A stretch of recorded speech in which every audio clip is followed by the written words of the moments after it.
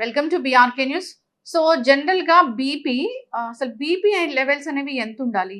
High BP అని మనం దేన్నంటాము? BP అనేది ఎందుకొస్తుంది? దాన్ని ఎలా కంట్రోల్ చేసుకోవాలి? రాకుండా జాగ్రత్తలేం తీసుకోవాలి? ఆహార నియమాలేంటి?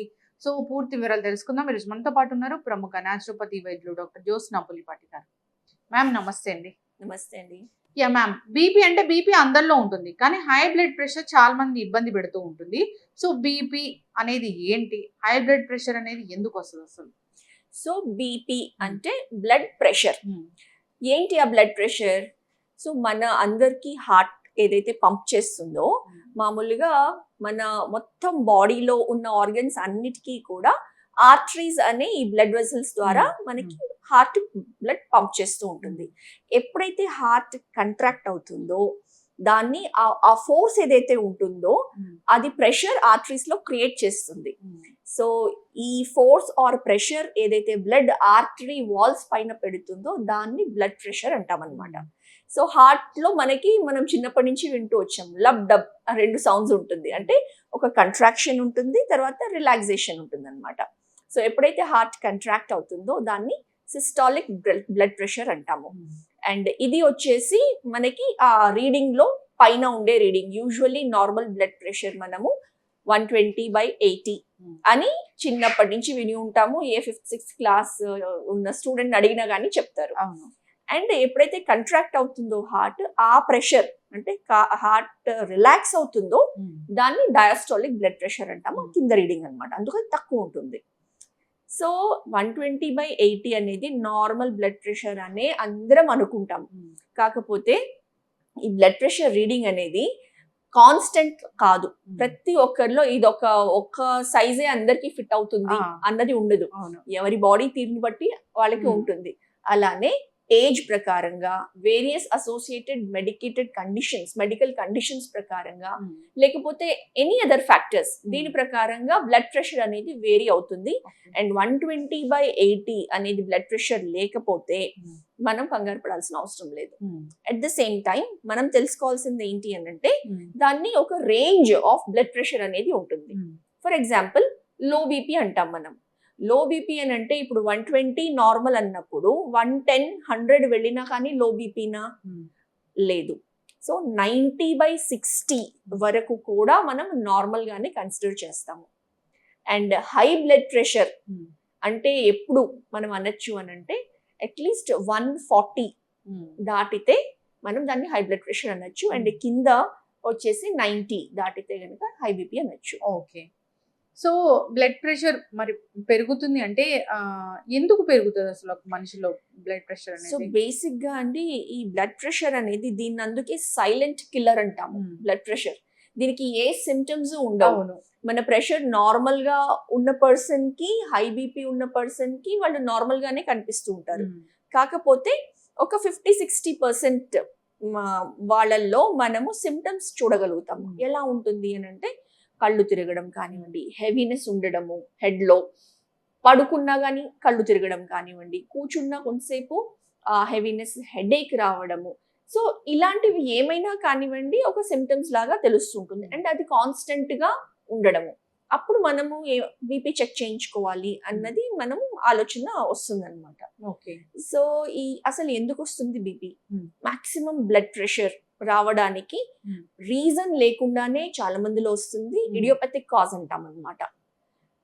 దానికి రీజన్ వచ్చేసి మనకి జెనెటిక్స్ లో, ఫ్యామిలీ హిస్టరీలో ఉంది అని అంటే గనక వచ్చే అవకాశం ఉంటుంది.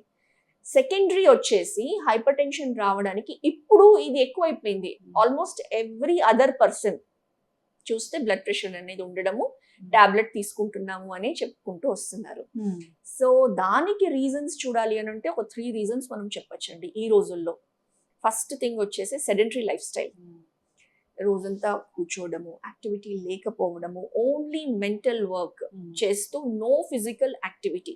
సో ఫిజికల్ యాక్టివిటీ లేనప్పుడు మన హార్ట్ పంపింగ్ అనేది చేస్తూ ఉంటుంది. అండ్ దెన్ ఆ బ్లడ్ ఏదైతే ఫ్లో నార్మల్ గా అవ్వాలో, మనం కాళ్ళు చేతులు కదల్చకుండా కూర్చుంటే ఆ బ్లడ్ సర్క్యులేషన్ అనేది నార్మలైజ్ అవ్వదు.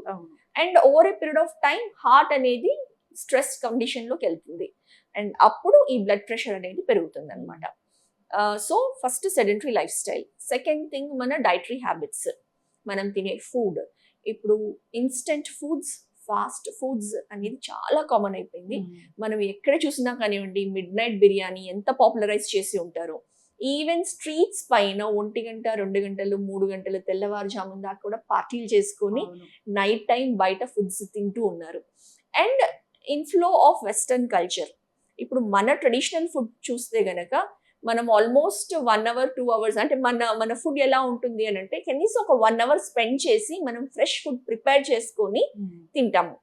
వెస్టర్న్ కల్చర్లో ఎలా ఉంటుంది, వాళ్ళ ఫుడ్ ఏదైనా కానివ్వండి with in 5 minutes 10 minutes preparation ఉంటుంది. ఎందుకంటే ready to eat processed food అనేది ఇన్కార్పొరేట్ అయి ఉంటుంది. సో అలాంటి వాటిల్లో ప్రిజర్వేటివ్స్ అడిషన్ కానివ్వండి, సాల్ట్ కంటెంట్, సోడియం కంటెంట్ అనేది అధికంగా ఉంటుంది. సో అది కూడా బ్లడ్ ప్రెషర్ ని పెంచడానికి తోడ్పడుతుంది అనమాట.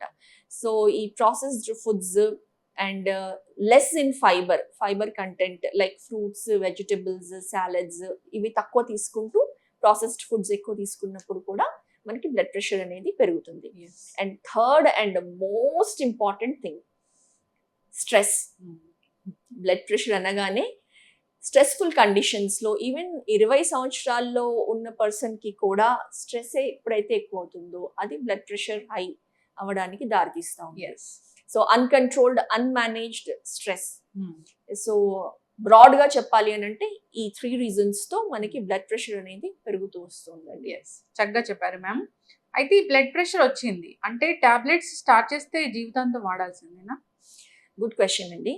సో బ్లడ్ ప్రెషర్ వచ్చింది అండ్ బ్లడ్ ప్రెషర్ వచ్చినప్పుడు టాబ్లెట్ అసలు మనం ఎప్పుడు స్టార్ట్ చేయాలి అని అంటే, ఇప్పుడు ఏదో ఒక సిమ్టమ్స్ తెలుస్తుంది, లేకపోతే జనరల్ చెకప్కి వెళ్ళినప్పుడు బ్లడ్ ప్రెషర్ అనేది చెక్ చేసిన తర్వాత మనకి బీపీ సపోజ్ ఎవరికైనా కానివ్వండి 140 150/90 అనేది వచ్చింది. అది కొంచెం హైయర్ రేంజ్లోనే ఉంది. సో ఒకసారి బీపీ చెక్ చేసినంత మాత్రాన ఆర్ ఒకసారి రీడింగ్ హై వచ్చినంత మాత్రాన మనం వాళ్ళని బీపీ పేషెంట్గా పరిగణించాల్సిన అవసరం లేదు.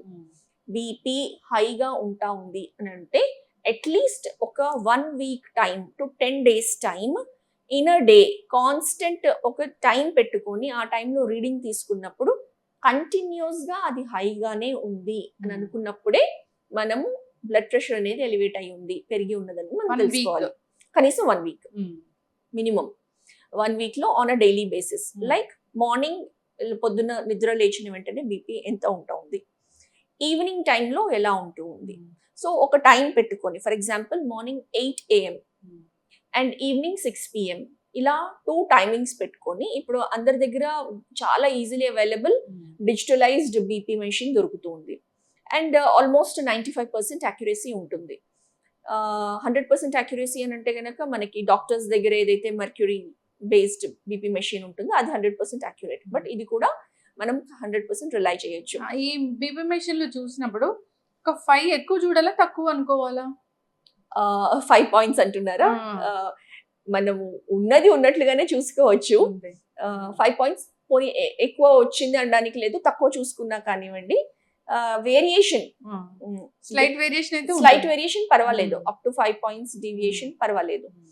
సో ఎప్పుడైతే ఇది కంటిన్యూస్ గా ఎక్కువ వస్తుంది అని అనుకున్నప్పుడు ఓకే బ్లడ్ ప్రెషర్ పెరిగింది అండ్ ఇప్పుడు మనం దాన్ని అడ్రస్ చేయాలి అని ఫస్ట్ మనం తెలుసుకున్న తర్వాత చాలా వరకు ఈ కాజ్ లేకుండా ఉన్న బీపీ అండ్ ఎస్పెషల్లీ ఇప్పుడు 140 150 వచ్చింది అనుకోండి, అంతవరకు వచ్చినప్పుడు వీ కెన్ వెయిట్ అన్నమాట. ఎవరికైతే బీపీ చూసిన వెంటనే 160 170 180 వచ్చిందో అలాంటి వాళ్ళు డెఫినెట్లీ ఇమ్మీడియట్ గా దాన్ని అడ్రస్ చేయాలి. అండ్ కంటిన్యూస్ గా ఎలివేటెడ్ లెవెల్స్ ఉన్నాయి అని అంటే అలాంటి వాళ్ళకి మెడికేషన్ స్టార్ట్ చేయడం ఆల్వేస్ అడ్వైజబుల్. బికాజ్ అంత హై లెవెల్ ఆఫ్ బీపీ వెళ్ళినప్పుడు ఛాన్సెస్ ఆఫ్ బ్రెయిన్ హెమరేజ్ ఉంటుంది. అంత ప్రెషర్ లో బ్లడ్ ఫ్లో అవుతుంది అని అంటే ఎనీ టైమ్ ఆర్టరీ అనేది it can have a haemorrhage. కాబట్టి అలాంటి వాళ్ళు ఇమీడియట్ గా అడ్రస్ చేయాలి. బట్ ఎవరికైతే గనక అప్ టు 150 వరకు ఉంది అని అనుకుంటే వీ కెన్ వెయిట్. ఎందుకు వెయిట్ చేయాలి? మన లైఫ్ స్టైల్ చేంజెస్, మన ఈటింగ్ హ్యాబిట్స్ చేంజ్ చేయడము, కొంచెం ఎక్సర్సైజ్ ఇన్కార్పొరేట్ చేసి మనం మానిటర్ చేసి చూసామనుకోండి, ఒక 15 days ఒక 2 weeks మనము దాన్ని ఒక పీరియడ్ ఆఫ్ మానిటరింగ్ అనేది తీసుకొని మనము రీడింగ్స్ కంటిన్యూస్గా తీసుకుంటూ అప్పుడు అది బీపీ తగ్గింది అనుకోండి, మనం ఈ చేంజెస్ తీసుకొని వచ్చిన తర్వాత దెన్ మనము మానిటర్ చేసుకుంటూ వన్స్ ఇన్ 15 days చూసుకొని బీపీ రీడింగ్ నార్మల్ ఉంటే మెడికేషన్ వైపు వెళ్ళాల్సిన అవసరం లేదు. ఓకే. సో మ్యామ్ అయితే life style changes, food habits ఇలా చెప్తూ ఉంటారు బీపీ ఉన్న వాళ్ళకి. అవేంటి అసలు? సో లైఫ్ స్టైల్ అనగానేనండి దినచర్య. దినచర్య అంటే పొద్దున లేచిన దగ్గర నుంచి రాత్రి పడుకునేంత వరకు డైలీ చేసే యాక్టివిటీస్, రైట్ ఫ్రమ్ లేచే టైం దగ్గర నుంచి పడుకునే టైము, క్వాలిటీ ఆఫ్ స్లీప్ ఎలా ఉంది, డిస్టర్బ్డ్ స్లీప్ ఉందా, అసలు నిద్ర పడుతుందా. ఈ మధ్య కాలంలో ఈ స్లీప్ ఇష్యూస్ అనేది రైట్ ఫ్రమ్ స్టూడెంట్స్ దగ్గర నుంచి కూడా చాలా ఎక్కువగా మనం చూస్తూ ఉన్నాం. సో క్వాలిటీ స్లీప్ పడుకుంటున్నారా, 6 to 7 hours of minimum sleep ఉందా, ఎందుకంటే స్లీప్ అప్పుడే మన బాడీ అంతా రీఛార్జ్ అవుతుంది, రీజువినేట్ అవుతుంది. ఇప్పుడు ఫర్ ఎగ్జాంపుల్ మన కొత్త మొబైల్ తెచ్చామనుకోండి, దాన్ని ఛార్జింగ్ పెట్టాలి అని అంటే కరెక్ట్గా దానికి ఉన్న ఆ ఛార్జింగ్ కెపాసిటీ 33 volts ఉందా, 66 ఉందా, 80 ఉందా, దానికి ఇచ్చిందే మనం కరెక్ట్గా ఇవ్వాలి. సో ఎవ్రీ ఏజ్ పరంగా ఎంత టైమ్ డ్యూరేషన్ ఆఫ్ స్లీప్ అనేది ఉండాలి అన్నది ఉంటుంది. At the same time quality of sleep అనేది మనం ఫుల్గా ఛార్జ్ చేయకుండా మొబైల్ని మాటికి తీసేస్తూ ఉంటే ఆటోమేటిక్గా దాని బ్యాటరీ లైఫ్ తగ్గిపోతుంది. సేమ్ థింగ్ మన బాడీ కూడా ప్రాపర్గా స్లీప్ లేకుండా డిస్టర్బ్డ్ స్లీప్గా ఉన్నామనుకోండి, so body capacity to rejuvenate కూడా తగ్గిపోతుంది. అండ్ ఆల్వేస్ అలసట, నీరసం, బ్రెయిన్ ఫాగింగ్, ఫెటీగ్ ఇవన్నీ మనం చూస్తూ ఉంటాం అన్నమాట. సో స్లీప్ చాలా ఇంపార్టెంట్. అండ్ రోజు మొత్తంలో యాక్టివ్గా ఫిజికలీ, మెంటలీ కూడా ఎటువంటి స్ట్రెస్ తీసుకోకుండా, చికాకు పడకుండా, కోపం తెచ్చుకోకుండా, అలాంటి వాటితో నార్మల్ గానే బీపీ ఒక 10-20-30 points దాకా షూటప్ అయిపోతూ ఉంటుంది, just because of this mental stress అన్నమాట. అది మేనేజ్ చేసుకోవడం ఇన్ మొత్తం డేలో I can say physically and mentally చాలా చాలా ఇంపార్టెంట్. అండ్ డయట్, ఫుడ్లో మనము వీలైనంత వరకు న్యాచురల్ ఫుడ్, వీలైనంత వరకు సాత్విక ఆహారం, అంటే ఎక్కువ స్పైస్ లేకుండా, ఎక్కువ ఉప్పు కారాలు లేకుండా, ఉడకపెట్టినవి, steamed boiled vegetables, fried preparations లేకుండా. ఎందుకంటే అందులో ఉన్న న్యూట్రియంట్స్ మన కుకింగ్ మెథడ్స్ ని బట్టే న్యూట్రియంట్ వాల్యూ అనేది ఆ ఫుడ్ లో ఉంటుంది. సో టేస్ట్ గురించి మనం ఎప్పుడైతే తింటామో అది డిసీజ్డ్ కండిషన్ లోకి వెళ్తుంది. సో ఆరోగ్యపు అలవాట్లు ఎవ్రీ డే మనము టైమ్ ఆఫ్ ఈటింగ్ కానివ్వండి, క్వాలిటీ ఆఫ్ ఫుడ్ కానివ్వండి తీసుకున్నప్పుడు న్యాచురల్ గా హెల్దీ లైఫ్ స్టైల్ అనేది ఉంటుంది. ఓకే. సో ఉప్పు అసలు తినకూడదని చెప్తారుగా వీళ్ళు బీపీ ఉన్న వాళ్ళకి? అంటే ఉప్పు అస్సలు తినకూడదని కాదండి. ఇప్పుడు ఆటోమేటిక్ గా బీపీకి one of the main reasons elevated sodium levels అన్నమాట. సో ఉప్పులో సోడియం అండ్ క్లోరైడ్ ఉంటుంది. ఉప్పు ఎక్కువ తిన్నారనుకోండి, అంటే కర్రీస్ లో పైన స్ప్రింకిల్ చేసుకొని తినడం, లేకపోతే నార్మల్ గానే ఉప్పు ఎక్కువ తినే అలవాటు ఉంది, పచ్చళ్ళు ఎక్కువ తింటూ ఉంటారు, అందులో కూడా ఉప్పు శాతం ఎక్కువ ఉంటుంది. సో సోడియం ఎక్కువ ఉన్నప్పుడు ఆటోమేటిక్ గా బ్లడ్ ప్రెషర్ అనేది డైరెక్ట్ గా పెరుగుతుంది.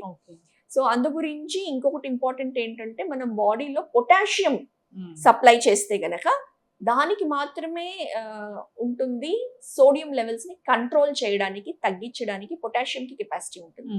కాబట్టి potassium rich foods like banana, daily ఒక అరటిపండు, పండిన అరటిపండు బీపీ ఉన్న వాళ్ళు తింటే చాలా మంచిది. అదే బీపీ ఉంది, షుగర్ ఉంది అని అంటే అలాంటి వాళ్ళకి మరి ఆ పండిన అరటిపండు మనము అడ్వైస్ చెయ్యము. బట్ వేరే sources of potassium like even green leafy vegetables లో పొటాషియం బాగా ఉంటుంది, కోకోనట్ వాటర్ లో పొటాషియం బాగా ఉంటుంది. సో ఇలాంటి potassium rich sources of food మనము సప్లై చేస్తే గనక బీపీ అనేది కంట్రోల్లో ఉంటుంది, అంటే అట్లీస్ట్ మేనేజ్ అవుతుంది. ఇప్పుడు 140/90 ఉంటే మనం దాన్ని కన్సిడర్ చేస్తాము బీపీ అని. అది కూడా మీరు చెప్పినట్లుగా 1 week అంతా పాటు. Yes, and that to 140/90 40 years above వాళ్ళకి ఉంటే అంతవరకు కూడా నార్మల్ గానే తీసుకుంటాం.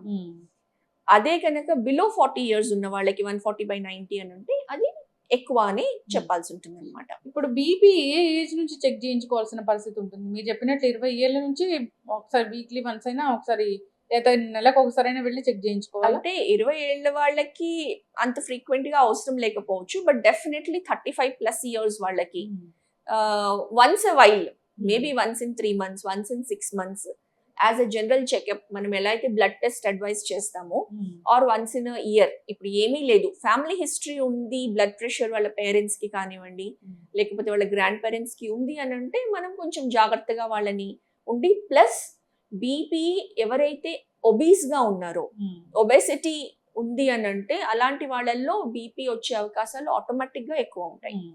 సో ఫ్యామిలీ హిస్టరీ ఉంది అండ్ వాళ్ళు జస్ట్ 30 years ఉన్నారు అండ్ ఒబీస్ గా ఉన్నారు అని అంటే వాళ్ళు ముందే జాగ్రత్త పడి once in 3 months, once in 6 months check చేయించుకోవడం మంచిది. ఎస్, ఖచ్చితంగా మ్యామ్. సో న్యాచురోపతి ద్వారా దీన్ని తగ్గించుకోవచ్చా? ఎస్ అండి, న్యాచురోపతి అంటేనే జీవన విధానం. So right kind of living or right lifestyle. So అందులో మనం ఇందాక అనుకున్నట్టు రైట్ ఫ్రమ్ స్లీపింగ్ హ్యాబిట్స్ దగ్గర నుంచి, ఈటింగ్ హ్యాబిట్స్ దగ్గర నుంచి, యాక్టివ్ లైఫ్ స్టైల్. సో న్యాచురోపతిలో యాక్టివ్ లైఫ్ స్టైల్ గురించి అడ్వైజ్ చేసేది, రికమెండ్ చేసేది ఎస్పెషల్లీ బ్లడ్ ప్రెషర్ ఉన్న వాళ్ళకి వచ్చేసి యోగా, ప్రాణాయామ, మెడిటేషన్. ఇది చాలా అద్భుతంగా పనిచేస్తుందండి. ఎందుకంటే ఎస్పెషల్లీ బీపీకి stress levels or mental health అనేది చాలా ఇంపార్టెంట్.